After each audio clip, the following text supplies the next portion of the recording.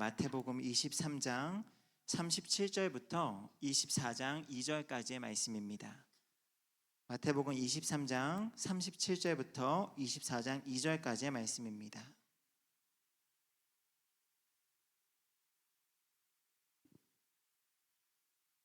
우리 같이 한 목소리로 읽도록 하겠습니다. 시작. 예루살렘아 예루살렘아 선지자들을 죽이고 내게 파송된 자들을 돌로 치는 자여, 암탉이 그 새끼를 날개 아래에 모음같이 내가 내 자녀를 모으려 한 일이 몇 번이더냐. 그러나 너희가 원하지 아니하였도다. 보라, 너희 집이 황폐하여 버려진 바 되리라. 내가 너희에게 이르노니 이제부터 너희는 찬송하리로다. 주의 이름으로 오시는 이여 할 때까지 나를 보지 못하리라 하시니라. 예수께서 성전에서 나와서 가실 때에 제자들이 성전 건물들을 가리켜 보이려고 나아오니 대답하여 이르시되 너희가 이 모든 것을 보지 못하느냐. 내가 진실로 너희에게 이르노니 돌 하나도 돌 위에 남지 않고 다 무너뜨려지리라. 아멘. 오늘 은혜로 기도회 셋째 날 나오신 모든 성도님들이 주님의 이름으로 환영하고 축복합니다. 우리 옆에 계신 분들과 한번 인사하겠습니다. 잘 오셨습니다. 네, 특별히 고난 주간, 저희들이 특별히 또 예수님의 십자가의 그 죽으심, 고난, 모든 것들을 또 묵상하면서 이 한 주간은 하나님의 은혜를 생각하며 또 우리가 부활을 준비할 수 있는 그런 오늘 또한 귀한 밤이 될 수 있기를 주님의 이름으로 축복합니다. 오늘 말씀의 제목을요, 예수님의 탄식이라는 제목으로 정했습니다. 한탄하여 한숨을 쉼이라는 뜻을 가진 탄식이라는 단어가 사실 우리 삶에 종종 나타나곤 하죠. 여러분은 언제 탄식하십니까? 그리고 그 탄식의 이유는 무엇입니까? 보통 우리의 탄식과 한숨은 우리가 처한 삶의 녹록치 않음으로 인함에 우리는 탄식하곤 합니다. 건강의 문제, 먹고 사는 문제, 아니면 자녀의 문제, 아니면 세상 돌아가는 문제, 아니면 나이 변화에 따른 여러 가지 신체 변화, 또 호르몬의 변화로 인한 내 안에 일어나는 그 여러 가지 문제들로 인해서 우리는 탄식하게 된다라는 겁니다. 하지만 예수님께서는 이 땅에 인간의 몸을 입고 오셔서 인생으로 오셔서 머리 놓을 짓 하나 없으셨지만 단 한 번도 우리와 같은 이유로 탄식하거나 걱정하거나 한숨을 쉬지 않으셨습니다. 오히려 그러한 인생들에게 말씀하셨죠. 공중의 새를 보라, 심지도 거두지도 또한 창고에 모아들이지 않아도 하나님께서 다 기르시지 않았느냐. 들에 백합화를 보아라, 수고도 아니하고 길쌈도 아니해도 솔로몬의 모든 영광보다 더 낫지 않느냐, 그렇게 말씀하셨다라는 거예요.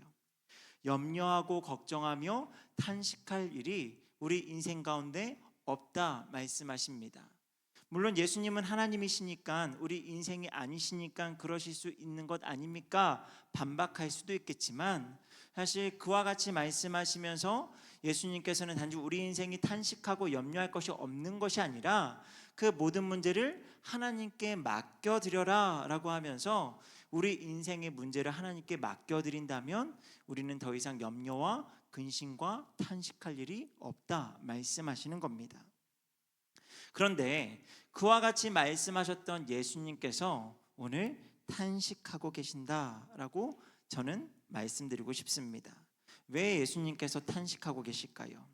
사실 오늘 말씀에는 예수님께서 탄식하고 계신다라고 하는 정확한 표현은 등장하지 않습니다. 하지만 정황상 예수님의 마음은 어떠셨을까를 묵상하고 또 묵상해 보아도요, 저는 이 단어밖에 떠오르지가 않더라고요. 탄식이라는 단어예요. 예수님께서 지금 앞으로 진행되어질 일들, 이 땅에 오신 진정한 목적, 십자가의 구속의 사건을 이루시기 위해서 지금 예루살렘에 들어오셨고 또 남은 시간들을 보내면서 또 앞으로 되어질 일들을 이미 아시기 때문에, 그러면서 또 여전히 자기가 사랑하는 백성들을 바라보는 그 마음 가운데 이 탄식이라는 단어가 아마 예수님의 그 마음을 가장 잘 표현하는 것이 아닐까 생각이 되어지죠. 예수님의 탄식의 이유는요, 구체적으로 예루살렘 때문이었습니다. 예루살렘을 바라보시며 깊이 탄식하시는 예수님의 마음에는요, 안타까움과 슬픔과 한숨이 가득합니다. 예수님의 탄식은요, 단순한 감정 표현을 넘어서서 우리를 향한, 그리고 그들을 향한 경고의 메시지이기도 합니다. 그리고 하나님의 깊은 사랑을 담고 있는 그런 사랑의 이야기이기도 하죠. 오늘 말씀은 예루살렘아 예루살렘아 이 두 구절로 시작을 합니다. 예루살렘을 반복하며 간절한 마음, 애타는 마음으로 지금 예수님께서 외치고 계시는 거죠. 여기서 예루살렘은 직접적으로는 예수님의 입성으로 소동을 벌였던 이스라엘, 예루살렘 사람들, 그리고 이 말씀의 1차 청자였던 바리새인과 서기관들이라고 볼 수 있습니다. 그리고 간접적으로는요, 더 확장해서 예수님께서 이 땅에 오셨지만 예수님에 대하여 반응하지 않았던 이스라엘 모든 백성들을 가리키는 그런 표현으로 지금 사용되고 있습니다. 하나님께서는 분명 예루살렘을 여러 번 구원하시고자 하셨습니다. 구약을 보면 하나님께서 여러 선지자들을 보내셨죠. 그리고 그들이 회개하기를 원하셨습니다. 하나님께서 수없이 기회를 주셨지만 예루살렘은 오히려 하나님의 말씀에 거부했고요. 하나님께서 보내신 하나님의 사자 선지자들이 핍박하였고 죽이기까지 했습니다. 그들의 이러한 모습은 앞선 29절부터 36절의 바리새인과 서기관들을 향한 7번째 화에서 직접적으로 언급되고 있고요. 또한 포도원 농부 비유나 결혼잔치 비유에서도 잘 묘사되고 있습니다. 그리고 지금 이 예수님이 처한 상황에서도 하나님의 아들이신 예수님을 배척하고 있습니다. 그래서 영적으로 이미 황폐한 상태인 예루살렘 성전과 이스라엘은 버려진 바 될 것인데, 이에 대한 구체적인 말씀이 마태복음 24장 2절입니다. 우리 같이 읽도록 하겠습니다. 시작. 대답하여 이르시되 너희가 이 모든 것을 보지 못하느냐? 내가 진실로 너희에게 이르노니 돌 하나도 돌 위에 남지 않고 다 무너뜨려지리라. 성전을 떠나시면서 성전 건물의 위용에 감탄하는 제자들에게 예수님께서 성전 건물을 가리키면서 하신 말씀입니다. 돌 하나도 돌 위에 남지 아니하고 다 무너질 것이다. 다 반드시 무너지게 될 것이야. 이 예언은 실제로 주 70년 로마 제국에 의해서 성취가 되죠. 하나님을 거부한 결과 그들에게 남은 것은 황폐함과 심판밖에 없다라는 것을 우리는 역사를 통해서 분명하게 알고 있습니다. 예루살렘 성전의 멸망은요, 인간의 죄로 인한 결과이기도 하지만 동시에 하나님의 섭리 가운데 이루어진 하나님의 심판이었습니다. 여러분, 오늘 예수님의 탄식과 이 심판의 메시지를 통해서 우리의 신앙에 적용될 교훈 두 가지를 함께 나누면서 오늘 말씀을 이어가기 원합니다. 첫 번째 적용은요, 이것입니다. 참된 예배자로 다시 서자. 참된 예배자로 다시 서자라는 거예요. 오늘 말씀에 눈에 띄는 표현이 하나 있는데요, 37절에 보니까요, 내가 내 자녀를, 내가 너희 자녀를 이라는 표현이에요. 사실 하나님께서 예루살렘, 즉 이스라엘 백성들을 향해서 너희 자녀라고 말씀하고 계세요. 사실 저는 이 말씀을 묵상하는데 이 말씀이 참 마음에 깊이 와닿지가 않았던 것이, 구약 성경에서 계속적으로 하나님께서는 이스라엘 백성들을 향해서 누구의 백성이라고 말씀하셨죠? 나의 백성, 내 백성이라고 표현을 하세요. 그래서 수많은 이방 사람들과 비교하면서, 아니면 비교하지 않더라도 이스라엘 백성들을 향해서 너희가 나의 백성이다, 내 백성이다 라고 말씀하시면서 이 하나님의 백성을 다른 누군가에게 정가시키지 않으십니다. 그래서 하나님은 계속적으로 나의 백성이라고 말씀하시는데, 오늘 말씀에서는요, 지금 내 백성이 아니라 너희의 백성이다 라고 하면서 지금 조금 다른 표현을 쓰고 계신다라는 거죠. 내 백성이 아니라 이제 너희의 백성, 지금 선을 긋고 계시는 겁니다. 근데 여기서 이제 하나님의 백성이 아님을 나타내고 있는데요, 여러분, 하나님의 백성 그리고 그 반대편 사이에는요, 중간 상태는 없습니다. 하나님의 백성이 아니면 뭐 하나님의 백성인 것 같지만 뭐 애매한 사람은 없다라는 거예요. 하나님의 백성이 아니면 중간 상태는 없고요. 사단의 종노릇하는 죄에 속한 백성들밖에 없다라는 거예요. 여러분, 이게 아주 중요한 영적인 진리죠.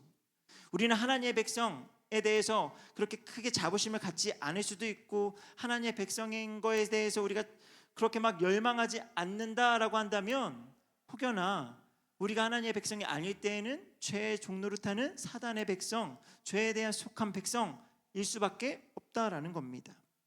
여러분, 왜 그들이 너희의 백성, 하나님의 백성이 아닌 너희의 백성이 되었습니까? 그것은요, 구약 성경에서 계속적으로 설명해 오고 있는 내용인데요, 그들이 예배에 실패했기 때문입니다. 예루살렘은 하나님을 예배하는 성전이 있던 곳이었고요, 예배의 상징이었습니다.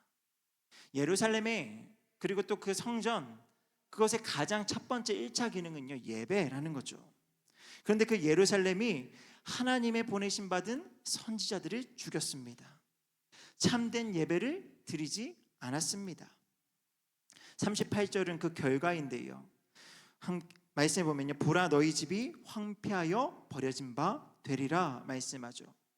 너희 집은 문맥상 성전을 가리키는 말이고요, 성전이 버림을 받았다라는 말은요, 하나님께서 성전을 떠나셨다라는 것과 동일한 표현입니다. 성전이 버림을 받았다, 하나님께서 그 집을 떠나셨다, 지금 말씀하시는 거죠. 그게 39절인데요, 우리 39절 말씀 같이 한번 읽도록 하겠습니다. 시작. 내가 너희에게 이르노니 이제부터 너희는 찬송하리로다. 주님의 이름으로 오시는 이와 할 때까지 나를 보지 못하리라. 주님이 다시 오시는 날까지 누구를 보지 못한다고요? 주님을 보지 못한다라는 거죠. 말을 조금 바꾸면 이렇습니다. 너희가 드리는 어떤 예배도 나는 받지 않을 거야. 하나님께서 그 예배 가운데 결코 너희에게 찾아오지 않으실 거야. 더 이상 하나님이 계시지 않는다라는 겁니다. 이에 대해서 유대인들은 분명 반박하고 싶을 거예요. 우리는 예배를 드렸습니다. 사실 구약 성경의 그 마지막까지도 이스라엘 백성들은 계속 항거하잖아요. 우리가 예배를 드리지 않았습니까? 우리는 예배를 드렸습니다. 시간이 지나서 예수님이 이 땅에 오셨을 때에도, 지금 이와 같이 말씀하실 때에도 아마 그 이야기를 듣던 바리새인과 서기관들, 유대인들, 모든 이스라엘 백성들은 동일하게 말하고 싶을 거예요. 우리는 예배를 드렸습니다. 지금도 시기가 어떤 시기이죠? 6월절입니다. 여러분, 6월절을 앞두고요, 사방 여러 곳에서 예배를 드리기 위해 수많은 사람들이 지금 이곳 예루살렘에 모여 있습니다. 그러니 그렇게 예배를 드리러 온 수많은 사람들에게 예수님이 이와 같이 말씀하실 때 그들은 충분히 반박할 수 있죠. 아니, 우리가 지금도 예배를 드리러 왔는데 우리가 예배를 드리지 않았다라는 것이 말이나 되냐? 예수님께 그렇게 따지고 물을 수 있다라는 겁니다. 하지만 여러분, 예수님의 선고는요, 정확했죠. 예수님의 선고를 들었던 직접적인 청자들은 바리새인과 서기관들입니다. 이 마태복음 23장 앞부분 보면 계속적으로 바리새인과 서기관들을 향해 예수님께서 말씀하시는 내용들이고요, 그것들에 대한 어떤 갈무리로 오늘 이 37절 이하의 말씀들이 지금 전파되고 있는 거예요. 여러분, 그들은요 이렇게 표현되는데요, 그들의 신앙은 빈 껍데기 신앙이다라는 거예요. 우리 마태복음 23장 27절 말씀을요 같이 한번 읽도록 하겠습니다. 우리 화면 보면서 같이 읽겠습니다. 시작. 화 있을진저 외식하는 서기관들과 바리새인들이여 회칠한 무덤 같으니 겉으로는 아름답게 보이나 그 안에는 죽은 사람의 뼈와 모든 더러운 것이 가득하도다. 여러분, 그들의 신앙은요 겉으로는 화려합니다. 겉으로는 아주 멋있어요. 웅장한 예배, 화려한 예배를 드리고 있을 수도 있습니다. 하지만 그 안에는 더러운 것으로 가득하다라는 거예요. 겉으로는 하나님께 예배하고 말씀대로 살아가는 것 같지만 그 내면은 더러운 것, 불순종, 불신앙이 가득하다라는 거죠. 마태복음 23장 3절에도 그들의 실제 모습이 어떠한지를 분명하게 알려주고 있는데요. 우리 같이 읽도록 하겠습니다. 시작. 그러므로 무엇인지 그들이 말하는 바는 행하고 지키되 행하지 아니하며 사랑을 외치지만 사랑하지 않습니다. 예배한다 하였지만 하나님을 예배하지 않았습니다. 그저 자신을 예배한 사람들이죠. 여러분, 종교 지도자들은요, 율법을 통해서 사람들을 지배하고 권력을 유지하고자 했습니다. 예수님 당시에 종교 지도자들이 그랬다라는 거예요. 대제사장을 중심으로 한 또 서기관들과 율법학자들을 중심으로 해서 그들은 율법을 이용해서 자신들의 힘, 자신들의 세, 자신들의 그 유지하고 있던 모든 것들을 더 강화시키려고만 했죠. 경제적인 이익을 얻는 데에만 열을 올렸다라는 거예요. 하나님을 예배하지 않고요, 자신을 위한 예배를 드리고 있는 것, 지금 그들이 보여주는 모습 아닐까요? 저는 오늘 말씀을 대하면서요, 너무너무 두려웠습니다. 버려진 바 되리라, 이 성전이 버려진 바 되리라 라고 하는 이 말씀 구절이요, 계속적으로 제 앞에 계속 아른거리는 거예요. 주님이 다시 오시는 그날이 너무나 기대되어지고 기다려지는데, 그날까지 내가 주님을 만나지 못하리라 라고 하는 것이 너무나 두렵고 떨리는 거죠. 너의 예배가 황폐하여 버려진 바 될 것이고 너가 다시는 나를 보지 못할 거야 라고 하는 것처럼 들려서, 내가 만약 오늘 이 시간 이 말씀 앞에 무릎 꿇고 나의 예배를 점검하며 하나님 앞에 진실되게 나아가지 아니한다면, 오늘 이 말씀이 내게 주시는 말씀이구나 라는 것 때문에 정말 많이 두렵고 떨리는 마음으로 말씀을 대했던 것 같습니다. 여러분, 고난주간, 우리는 이 고난주간을 보내면서 형식적으로 그냥 우리의 시간을 조금 더 내어서 기도하고 또 십자가를 묵상하며 주님의 고난을 아파하면서 우리의 마음을 막 여러 가지로 애를 쓰는 여러 가지 모습들이 있는데, 사실 이 고난주간을 잘 보내는 것 가운데 하나는요, 우리의 신앙을 돌아보고 점검하는 겁니다. 그 중에서도요, 오늘 이 말씀에서 우리에게 권하는 것처럼 우리의 예배를 반드시 점검해야 합니다. 여러분, 우리의 예배는, 우리 교회 예배는 어떻습니까? 혹시라도 우리의 예배에 주님이 없지는 않으신가요? 예배의 자리에 나와서 분명 나를 만날 만한 자는 나를 만날 것이다 라고 말씀하셨는데, 이 예배에 나와서 하나님을 만나러 오는 것이 아니라 혹 나의 습관과 내가 그동안 해왔던 모든 모습에 반복적으로 그냥 나와서 예배의 자리를 지키고 돌아가지는 않으십니까? 그냥 앞에 준비되어진 찬양팀의 찬양과 준비된 설교자의 설교를 듣고 그냥 그 시간을 보내고 돌아가진 않으십니까? 여러분, 참된 예배는요, 영과 진리로 예배하는 겁니다. 이 말이 무슨 뜻인가 하면요, 반응한다라는 거예요. 계속적으로 하나님의 말씀 앞에 하나님을 찬양하며 하나님을 기도하며 하나님 앞에 기도하면서 계속적으로 호흡하면서 예배하는 겁니다. 앞에 있는 설교자만 예배를 드리는 것이 아니라, 찬양팀만 예배하는 것이 아니라 계속적으로 반응하며 우리는 예배할 수 있어야 한다라는 거예요. 여러분, 혹시나 또 나의 안정과 나의 행복을 위해 예배를 드리고 있지는 않습니까? 내가 예배 드려야지, 내가 하나님 앞에 드리던 이 시간에 드려야지 하나님께 내게 복을 주실 거야, 내 인생이 행복할 거야, 내 인생에 아무런 탈이 없을 거야, 이렇게 혹시 걱정하며 그런 마음 가운데 예배를 드리고 계시진 않습니까? 그렇다면 하나님을 믿지 않는 사람들이 무속신앙으로 그냥 정한 시간에 계속적으로 손을 비비면서 달을 향해서 그렇게 기도하는 모습과 무엇이 크게 다를까요? 여러분, 예배는요, 나를 위한 것이 아니고요, 하나님을 높여드리는 것이 예배입니다. 예배의 본질은요, 하나님을 만나는 것이고요, 하나님을 높이는 것이며 하나님 앞에 더 진실되게 나아가는 겁니다. 내가 산 재물이 되어서 하나님 앞에 합당하게 드려지지 못하는 나의 삶을 깎아내고 또 깎아내서 반응하면서 드리는 것이 예배인 줄 믿습니다. 여러분, 이 고난 주간 우리의 예배를 돌아보며 하나님 앞에 마음에 다해 예배드릴 수 있는 참된 예배자로 다시금 일어서는 저와 여러분 되기를 주님의 이름으로 축복합니다.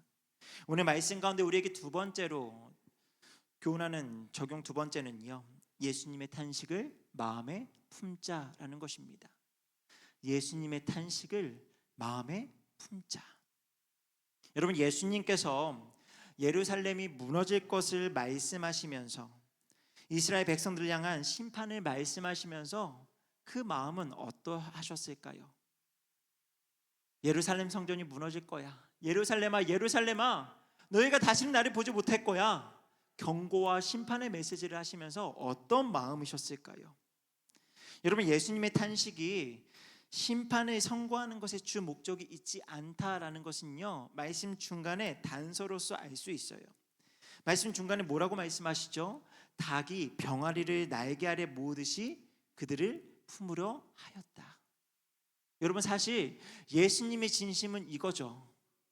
심판과 그들을 멸망시키는 것이 아니라 예수님의 진심은요, 닭이 날개 아래로 병아리들을 모으는 것처럼 나는 너희들을 품으려고 하였어. 나는 너희들이 정말 품고 싶구나. 여러분, 이 표현은요, 구약에서도 계속적으로 새가 그 새끼를 자기의 날개 아래 모아서 돌보는 모습으로 하나님께서 자신의 백성을 돌보시는 모습으로 여러 번 반복해서 사용되어지는 표현입니다. 그만큼 아끼고 사랑하신다라는 거예요. 비록 심판을 외치시고 그들이 멸망할 거고 성전이 무너져 내릴 것을 말씀하고 계시지만 여전히 주님의 마음의 베이스 가장 근원에는 하나님의 사랑이 담겨져 있다라는 거죠. 여러분, 예수님의 탄식에 대해서 우리는 다른 말로 애가라는 단어를 쓸 수 있지 않나 생각이 되어집니다. 그래서 우리는 구약의 예레미야 선지자가 사실 오늘 예수님께서 예루살렘을 향해서 외치셨던 것과 같이 동일한 이야기를 했던 것들을 우리는 알고 있죠.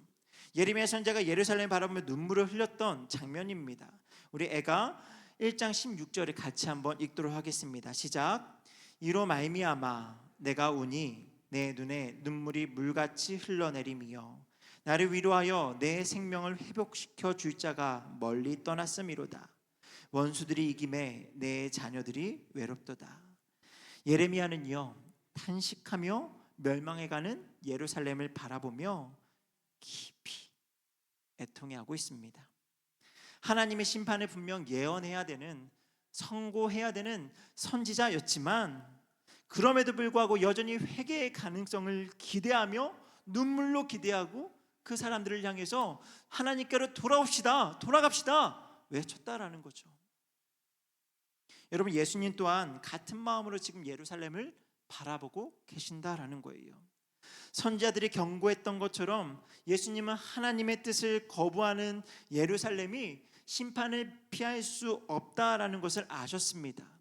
그러나 그 심판 앞에서도 예수님은 단순한 책망이 아니라 깊은 사랑과 애통한 마음으로 그들을 부르셨다라는 거죠. 그래서 저는 37절 앞의 시작이 저 마음에 와닿아요. 예루살렘아, 예루살렘아. 그냥 그런 마음이 없었다라고 한다면 예루살렘, 너에게 선고할게. 너는 앞으로 멸망당하게 될 것이고 너는 무너지게 될 것이야. 너희들은 다 심판당할 거야 라고 하겠지만 예수님의 사랑과 예수님의 마음이 이 예루살렘아, 예루살렘아 반복하는 이 안에 담겨져 있지 않겠습니까? 부모가 자녀를 부를 때, 정말 애타게 부를 때에 그냥 한 번만 부르면 안 될 것 같으니까 반복해서 부르는 것처럼 지금 예루살렘아, 예루살렘아 외치시는 주님의 음성을 이 시간 듣는 저와 여러분 되기를 소망합니다.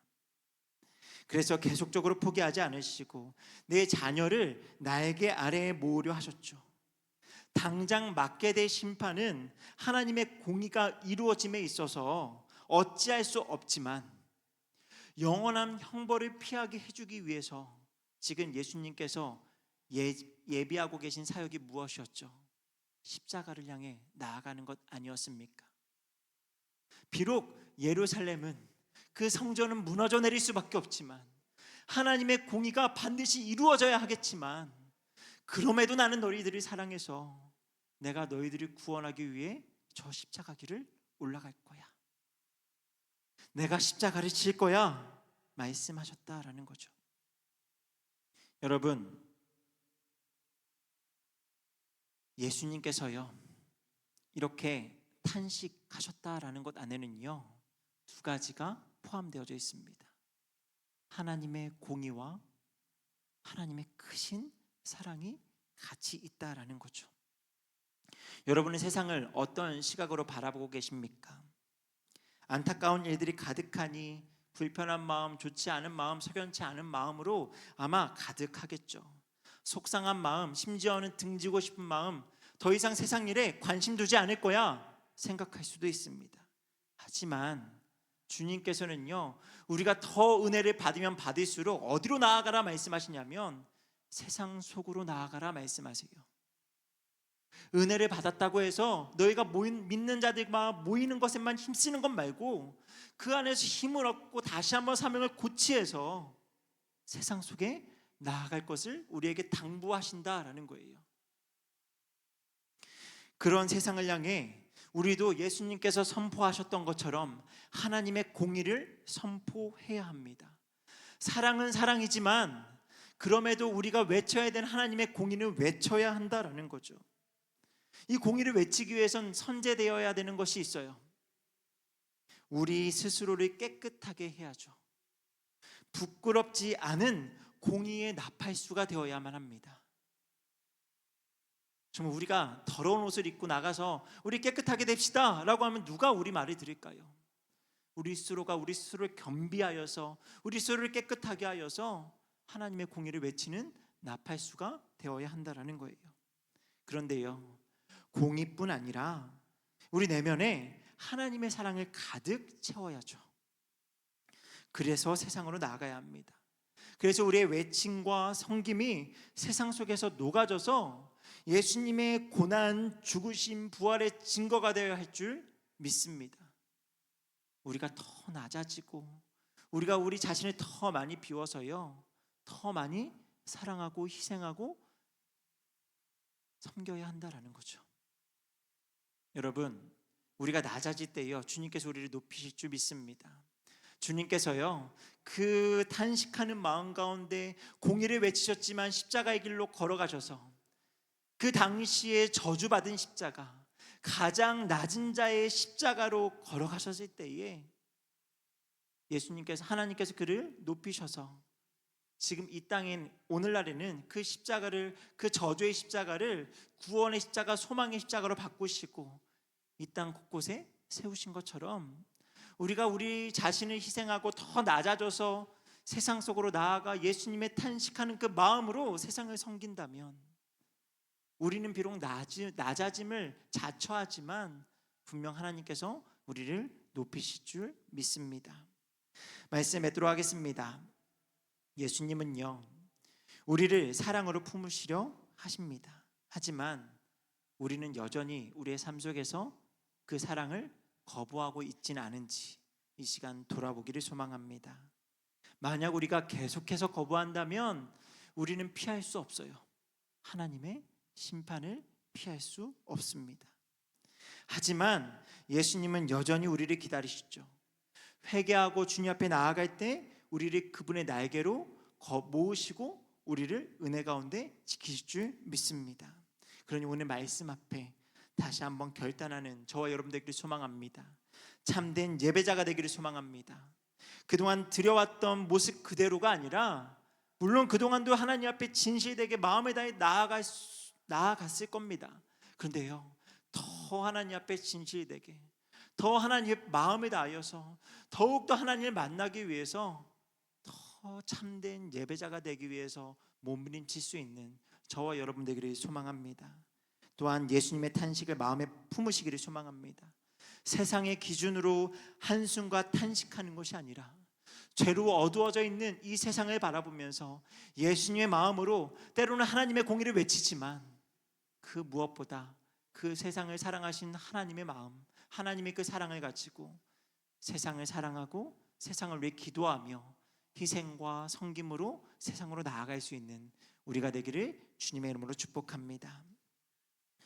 오늘 이 시간 같이 찬양하면서 기도하는 시간 갖기 원하는데요, 이 고난주간 우리가 특별히 더 하나님 앞에 우리의 예배, 십자가의 은혜가 아니면 우리가 감히 나아갈 수 없는 이 예배, 정말 우리 믿는 자들에게 허락되어진 가장 큰 축복인 이 예배,